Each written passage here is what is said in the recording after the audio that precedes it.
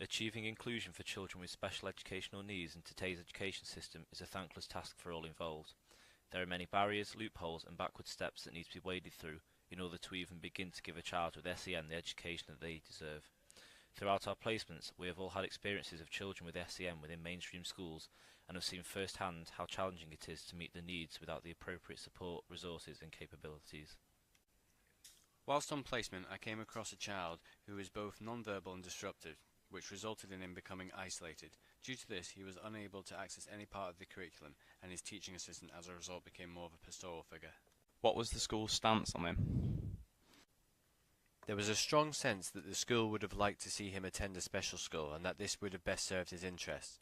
The school arranged for an occupational therapist to visit the child, who supported the views of the professionals at the school.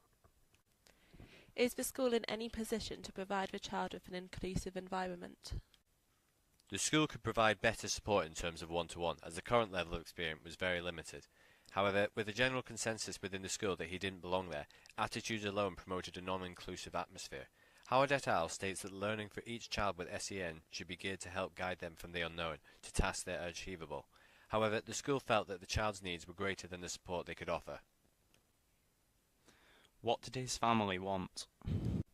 His family believed that he should attend mainstream and that this environment would eventually help him to develop. The National Autistic Society advises parents to base their decision on where their child will be most happy, secure, and where they will be able to reach their full potential. The school can only act in an advisory manner, and ultimately the choice lies with the family. A true reflection on the difference in agendas was that he received visits from 2 occupational therapists.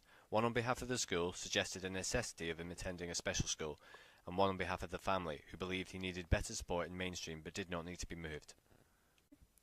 This particular example is just one of thousands, and many children up and down the country are neglected by the lack of financial support from the bodies above, who have no real attachment to the children they are depriving. A harrowing comment made by a Conservative manifesto states that there would be a pledge to end the bias towards the inclusion of children with special educational needs in mainstream schools. This is especially concerning to read back on when you consider both the recent and upcoming changes to the education system, which would further prevent children with SEN being able to access mainstream curriculum. With the attention of the government turning to results, where does the support for special educational needs fit in?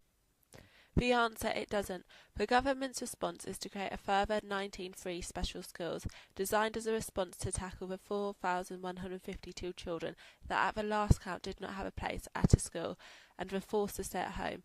Across England as a whole, there is reckoned to be around a 400 million gap between what councils say they require to offer an inclusive education and the reality of what the government has made available.